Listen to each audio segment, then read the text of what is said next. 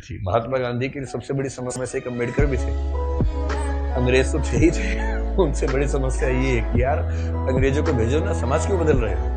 और ध्यान रखना 1936 है, इस समय डॉक्टर अम्बेडकर ठीक ठाक पावरफुल हो चुके थे, अच्छी खासी प्रसिद्धि उनको मिल चुकी थी। महात्मा गांधी की सबसे बड़ी समस्याओं में से एक अम्बेडकर भी थे। अंग्रेज तो थे ही थे, उनसे बड़ी समस्या ये है कि यार अंग्रेजों को भेजो ना, समाज क्यों बदल रहे हो। और अम्बेडकर साफ साफ कह रहे थे कि अगर मुझे अपने हित और देश के हित में चुनना हो तो देश का हित नंबर 1 पे है, पर यदि मुझे दलितों के हित और देश के हित में चुनना हो तो मैं दलितों के हित को प्राथमिकता पे रखूंगा, क्योंकि अगर अंग्रेज चले गए ऐसे ही तो यहां के सवर्ण हमें छोड़ेंगे नहीं। और दलितों की पराधीनता अंग्रेजों के आने से पहले ज्यादा थी, अंग्रेजों की उपस्थिति के समय कम पराधीनता थी। आपको गुस्सा तो आता होगा अम्बेडकर पे कई बार, क्या ये कैसा आदमी था, है ना, लेकिन आप तर्क सुनेंगे तो दंग रह जाएंगे, तर्क अच्छे हैं। और मजे की बात है कि भारत की संविधान सभा में अम्बेडकर जितनी पढ़ाई पूरी संविधान सभा में एक भी मेंबर ने नहीं कर रखी थी। केवल एक BN राव थे जो एडवाइजर थे, उनके पास ठीक ठाक पढ़ाई थी, उन्हें छोड़ दें, बाकी सब मिट्टी के मतलब पेंदे टाइप के थे, प्यादे थे उनके सामने। पढ़ाई लिखाई का जो लेवल अम्बेडकर साहब का है वो किसी का नहीं है। तो कुछ लोग मैंने देखा कि सवर्ण मानसिकता के कुछ लोग अम्बेडकर को देशद्रोही घोषित करना चाहते हैं इन्हीं कथनों से कि दलित प्रश्न और देश के प्रश्न में दलितों को प्राथमिकता दूंगा तो बुरा मान जाते हैं। और उन्हीं से आप पूछो कि अगर हिंदू का प्रश्न हो और देश का प्रश्न हो, किसी प्राथमिकता दोगे तो हिंदू, हिंदुस्तान है, मगर समझते हो तो हिंदुस्तान है बोलते हैं, हिंदुस्तान है। मुसलमान तो आए हैं, जा भी सकते हैं, लेकिन हिंदुस्तान है। तो अंबेडकर उस समय पावरफुल हो चुके थे, और अंबेडकर को मैं तो बड़ा सलाम करता हूं इस सेंस में। आमतौर पर वंचित वर्ग में जब कोई पढ़ लिख लेता है ना, अपने वर्ग से कन्नी काट लेता है।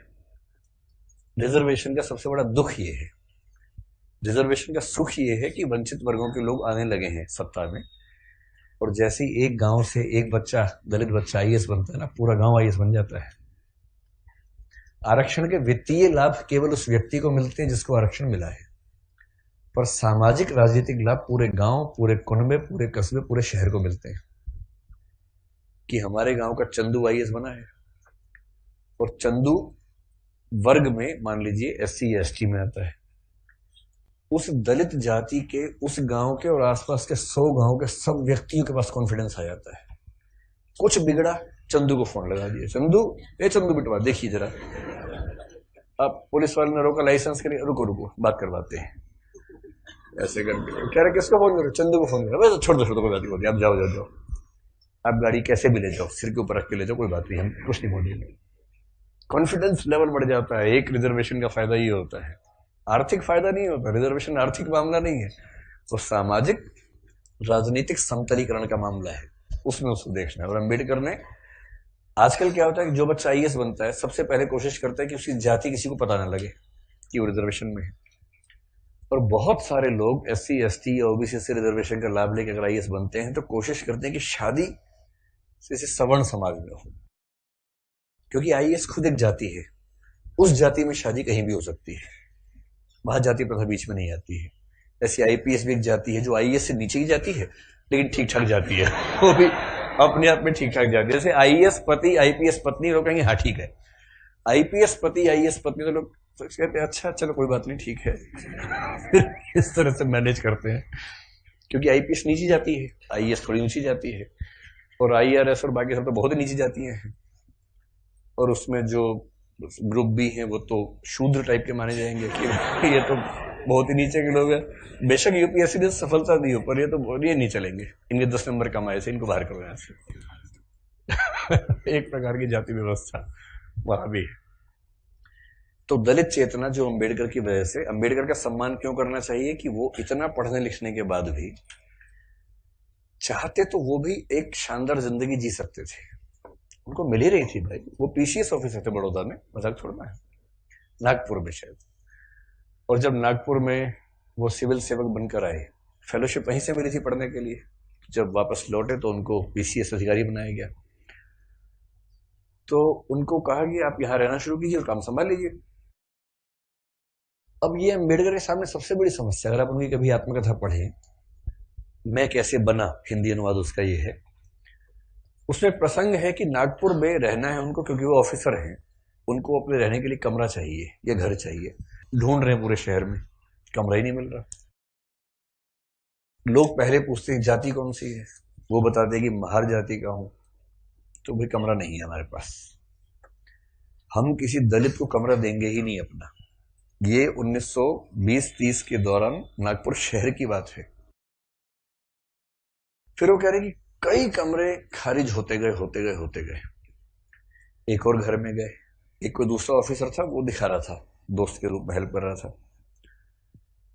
तो वहां मालिक ने पूछा ही नहीं कौन सी जाति के हो, इन्होंने बताया भी नहीं, ढिंडोरा क्यों पिटेंगे। उससे पूछा नहीं, उन्होंने बताया नहीं, कमरा मिल गया, रहने लग गए। और फिर वो लिखते हैं कि एक दिन अचानक सुबह उठा तो बहुत शोर मचा हुआ था, मुझे लगा पता नहीं क्या हो गया। खिड़की से नीचे देखा तो हजारों की भीड़ हाथ में डंडे भाले हथियार लेके खड़ी हुई थी। उनको पता लग गया था कि एक दलित आदमी इस घर में रहता है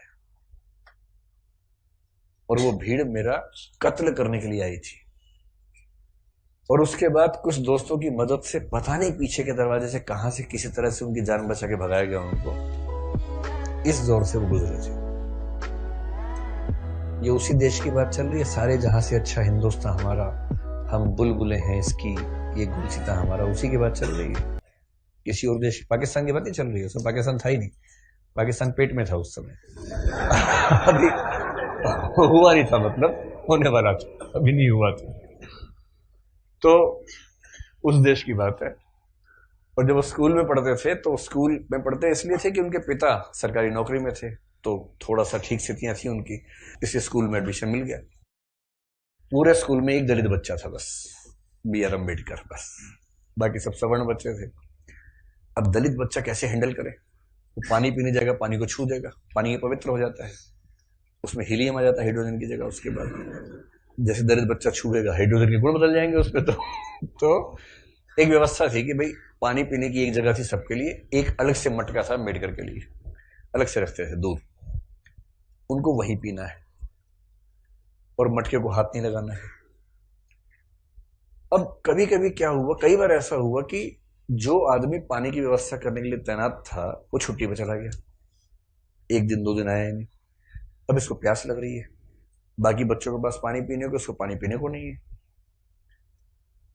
कई ऐसे दिन गुजारे स्कूल में जब उनको पीने को पानी मिलता ही नहीं था। चेतना ऐसे बनती है, ये सब झेलने के बाद बनती है।